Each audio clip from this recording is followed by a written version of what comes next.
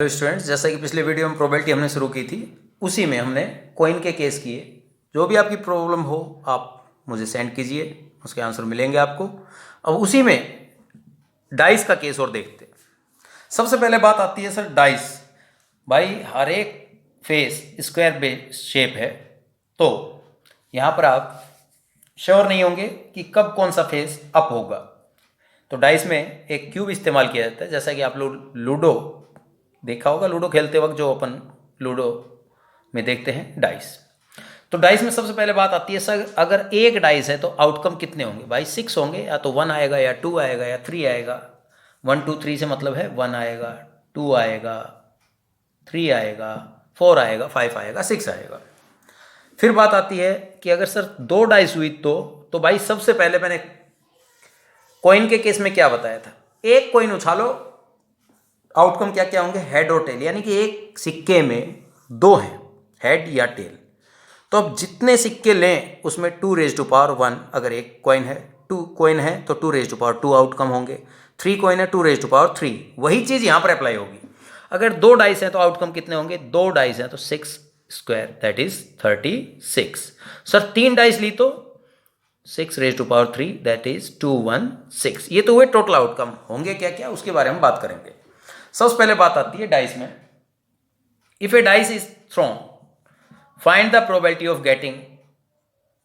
तो सबसे पहले डाइस उछालेंगे, आउटकम क्या क्या होंगे? 1 2 3 4 5 6, ये नंबर आ सकते हैं।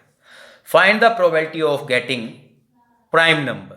पहला ही क्वेश्चन पूछ लिया उसने कि एक डाइस उछाली गई, प्राइम नंबर आने की प्रोबेबिलिटी। सर टोटल आउटकम तो हमें पता है कितने हैं, 6। प्राइम कौन कौन से हैं भाई? सर सबसे छोटा प्राइम 2, फिर 3, फिर 5। 3/6 कैंसिल कर ले, 1/2। बात आती है find if A dice is throne find the probability of getting composite number. Composite number, तो फिर वही बात, टोटल आउटकम तो सर पता है 6 है। कंपोजिट कौन कौन से होते हैं? Composite number which have more than 2 factor. सबसे छोटा कंपोजिट नंबर 4, देन 6, 2/6 और 1/3। तो इसी तरह क्वेश्चन बनेंगे इस पर, find the probability of getting odd number, find the probability of getting even number, तो जिनके जवाब आप आराम से दे पाएंगे। अब बात आती है if 2 dice are thrown simultaneously और ए डाइस टॉस्ड और थ्रोन 2 टाइम्स। एक ही बात है, if 2 dice are thrown simultaneously और ए डाइस थ्रोन 2 टाइम्स, तो आउटकम कितने होंगे सर? 36। क्या क्या होंगे? चलिए टोटल आउटकम लिखते हैं इसके। सर हो सकता है पहली डाइस पर 1 आए, दूसरे पर 1, पहली पर 1 ही रहे, दूसरे पर 2, और इस तरह से आप देखते चले।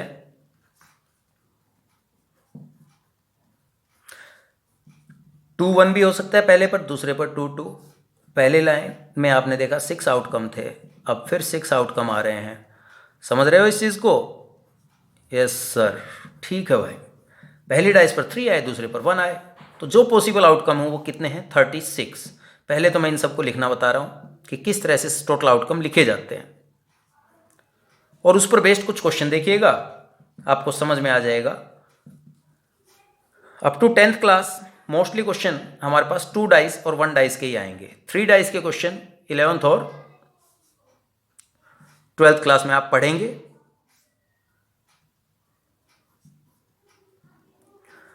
5 1 5 2 5 3 5 4 5 5 5 6 एंड लास्ट वन इज, हो सकता है सर पहली डाइस पर 6 आए, दूसरे पर 1, 6 2 6 3 6 4 6 5 6 6। ये तो हो गया भाई टोटल आउटकम। अब इन पर बेस्ड क्वेश्चन कैसे आते हैं? क्वेश्चन आ गया, if 2 dice are thrown simultaneously find the probability of getting prime number as the some.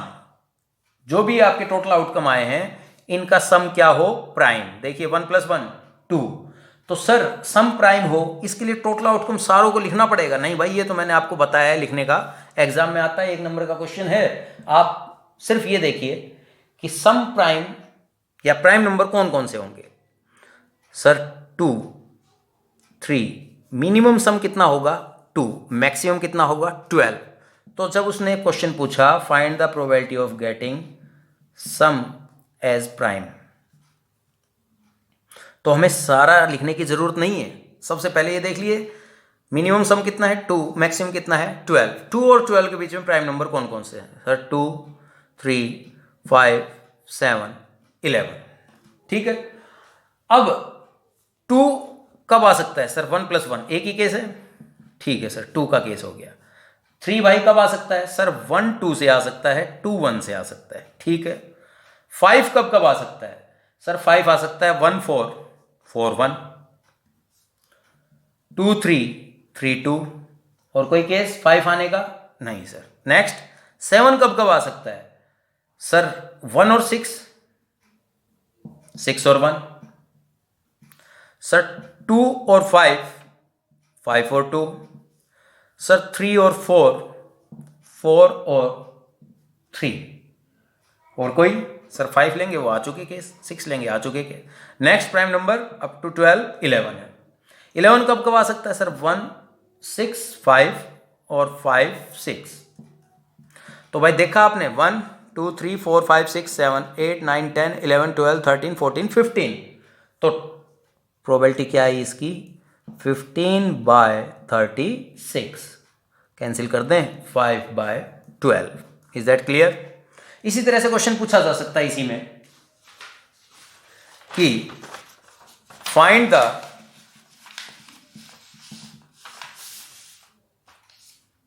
Probability of getting A doublet. Sir ये वर्ड तो आज ही सुना हमने, कोई बात नहीं, डबलेट नाम से ही पता लग रहा है, डबलेट दोनों डबल एक जैसे हों, यानी कि 1 1 2 2 3 3 4 4 5 5 6 6, these are diagonal elements are doublet. कितने हुए sir? 6/36। Probability of getting doublet is 6/36। After cancelling we get 1/6। Question पूछ लिया find the probability sum of 10 on 2 dice. Sum of 10 on 2 dice. तो सर 10 सम कब कब आएगा? भाई सारे लिखने की जरूरत नहीं है, आप 10 के लिए बात करें। 10 कब कब हो सकता है सर? 3 + 6 9 होगा। 4 से शुरू करेंगे, 4 + 6 6 + 4। ओके सर 5 में क्या ऐड करें 10 आ जाए सर? 5 में तो 5 ही ऐड करना पड़ेगा। यहीं से पता लग गया, ज़्यादा मेहनत करने की जरूरत नहीं पड़ेगी, पूरा लिखने की आवश्यकता नहीं है। 3/36। ओके 1/12। इसी में आगे बढ़ते हैं एक एग्जाम्पल। अब डाइस के क्वेश्चन आप कर लेंगे प्रोबेबिलिटी में ही। नेक्स्ट जो इंपॉर्टेंट चीज है वो है प्लेइंग कार्ड्स। बहुत बच्चों को इस चीज की नॉलेज नहीं होगी क्योंकि हम कार्ड्स का इस्तेमाल नहीं करते, ऐसे गेम नहीं खेलते, क्योंकि हम सोचते हैं कि ये कहीं ना कहीं टाइम पास की चीज़ें होती हैं। बट अगर टाइम से खेले जाएं तो नॉलेज भी बढ़ती है। मगर कार्ड्स की बजाय आप लोगों से मैं रिक्वेस्ट करूंगा, अगर इंडोर गेम खेलना ही है चेस खेलें। चलिए वापस आते हैं कार्ड्स के बारे में। प्लेइंग कार्ड्स सर, सबसे पहले बात, प्लेइंग कार्ड टोटल होते कितने हैं? 52। 52 में 4 सूट होते हैं। क्या होते हैं? Number of suits is 4। यहां से मतलब है, सूट्स का मतलब हम कह सकते हैं कौन कौन से होते हैं। Shape, heart, diamond, spade,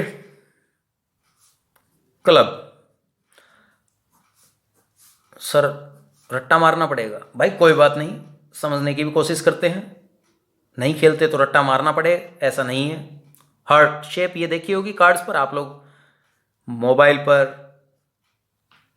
computer में कहीं ना कहीं इन चीज़ों को देख चुके होंगे। स्पेड,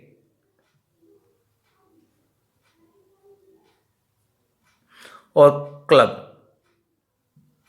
अब बात करते हैं जिनको इनके नाम हिंदी में पता है। ठीक है सर, पान, ईंट, हुक्म, चिड़ी। ठीक है, मगर सर इनको याद हमें इंग्लिश में करना पड़ेगा। बड़े आसान से शेप ही बता रही है, हार्ट, डायमंड, C4। आजकल जो इंग्लिश में लैंग्वेज चल रही है ना, मैसेज लैंग्वेज, C4 चिड़ी, हिंदी में बोलते हैं चिड़ी। ठीक है, C4 चिड़ी, C4 क्लब, याद रखने के लिए है ये। That one spade. सूट ये हैं 4 सूट, और हर एक सूट में कितने कितने होते हैं कार्ड्स? 13 13 13 13। अब बात करते हैं कलर की। ये दोनों ही आपको कैसे कलर मिलेंगे? रेड, और ये दोनों ही कलर क्या मिलेंगे? ब्लैक। तो 26 हो गए सर ब्लैक के, और 26 हो गए रेड के। टोटल सूट्स कितने हैं? 4। Heart, diamond, spade, club. हर एक सूट में कितने हैं? 13 13 13 13 13 4 जा 52 टोटल नंबर ऑफ कार्ड्स। ठीक है, इसी में बात करते हैं। जो सबसे पहला कार्ड है वो है एस, जिसको हम बोलते हैं इक्का। देखा होगा ए लिखा होता है। कितने कार्ड होंगे सर इसके? ए 4। फिर होता है ऑफ 2 3 अप टू 10, और हर एक के कार्ड्स कितने होते हैं? 4 4 4 4। कितने हुए कार्ड अभी तक? 10। 11 12 13 नहीं आएगा यहाँ पर, यहाँ आएगा जैक, क्वीन, किंग, और हर एक के कार्ड्स कितने होंगे? 4 4 4 4। टोटल 1 2 3 4 10 11 12 13 13 4 जा 52। सही है भाई, टोटल कार्ड 52।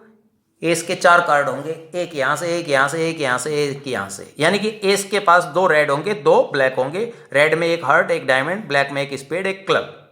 इसी तरह सभी में। क्वीन की बात कर लेते हैं। क्वीन एक 2 सर हार्ट और डायमंड की क्वीन होंगी, 2 स्पेड और क्लब की। कलर की बात करते हैं, 2 लाल रानी होंगी, 2 काली रानी। काली रानी मतलब ब्लैक क्वीन, रेड क्वीन। इसी तरह ये सारे। अब इसी में और आगे बढ़ते हैं। फेस कार्ड देखिएगा, कुछ एक रेफरेंस बुक में बड़ा गलत लिखा हुआ है, आप उसको फॉलो ना करें, यहाँ पर ध्यान दें। फेस कार्ड नाम से ही पता लगता है जिन कार्ड्स पर चेहरे बने होते हैं। सर जैक पर बना होता है, क्वीन पर बना होता है, किंग पर। कितने? 4 + 4 + 4 12। टोटल फेस कार्ड कितने हुए? 12। तो यहां तक की नॉलेज होने के बाद मेरे को नहीं लगता आपको कोई दिक्कत आएगी। क्वेश्चन कैसे आएंगे सर इस पर? तो भाई क्वेश्चन के लिए अपन एक एग्जांपल लेते हैं। इसी में क्वेश्चन है, from A well shuffled deck of cards और 52 कार्ड्स। वेल शफल्ड डेक मतलब उनको अच्छी तरह से मिक्स किया हुआ गया है, और उसमें से a card is drawn, find the probability of getting a queen of heart. पहला ही क्वेश्चन क्या है? प्रोबेबिलिटी निकालनी है आपको। A queen of heart. Heart समझ गए भाई? तो सर क्वीन ऑफ हार्ट, रानी सर 2 हैं रेड, 2 हैं ब्लैक, 4 हैं टोटल क्वीन। हार्ट की क्वीन कितनी है? 1/52। क्वेश्चन आता है, find the probability of getting face card. भाई फेस कार्ड कितने याद करने के लिए कहा था? सर 12, जिन पर चेहरे बने हों, बड़े आसानी से याद हो जाएंगे। 12/52 और 3/13। ठीक है, अब बात आती है find the probability of getting, important part है देखिएगा, आइदर रेड और किंग। इंपॉर्टेंट पार्ट है ये, समझिएगा। या तो रेड हो या किंग हो। सर रेड कार्ड होते कितने हैं? टोटल 26, और सर 26 में किंग वाले भी तो रेड आ चुके, तो किंग रह कितने गए? 2। टोटल कितने हुए सर? 28/52। या तो रेड कलर हो या किंग हो। 26 रेड में 2 रेड किंग के आ चुके, किंग रह कितने गए? 2। 26 + 2 28। Is that clear? अच्छा, इसी में क्वेश्चन आ जाता है, find the probability of getting A red card and a king. Red and king, यहां पर और था, यहां पर red and king. Sir red कितने हैं? भाई रेड तो 26 है, किंग कितने हैं? तो 4, मगर इन रेड में 2 आ चुके तो 2। अब दोनों में बताओ भाई कॉमन क्या है? लाल भी हो और राजा भी हो, बादशाह भी हो, किंग भी हो। तो सर लाल भी हो, किंग भी हो, ऐसे तो 2 ही रेड किंग होंगे। ये किंग तो ब्लैक वाले हैं, और 2 रेड वाले यहां आ चुके। रेड भी हो कार्ड, किंग भी हो, तो रेड 26 हैं, जिनमें किंग कितने हैं? 2। तो यहां पर 2/52। इसको ध्यान से समझिएगा, इस पर न जाइए। आपसे क्या कहा गया? रेड हो, जो कार्ड आप निकालें वो लाल भी हो और किंग भी हो। तो ऐसे तो 4 किंग हैं, जिसमें से 2 ब्लैक, उनको हटा तो 2 रेड ही तो रह गए। जो रेड भी हैं और किंग भी हैं, ऐसे कितने हैं? 2/52। तो इसी में आप अपने क्वेश्चंस करते रहिएगा। एक मैं और वीडियो बनाऊंगा इसका, जिसमें आपके कुछ important questions other than this topic, cards, coin, dice, और maybe from this topic. Okay, thank you.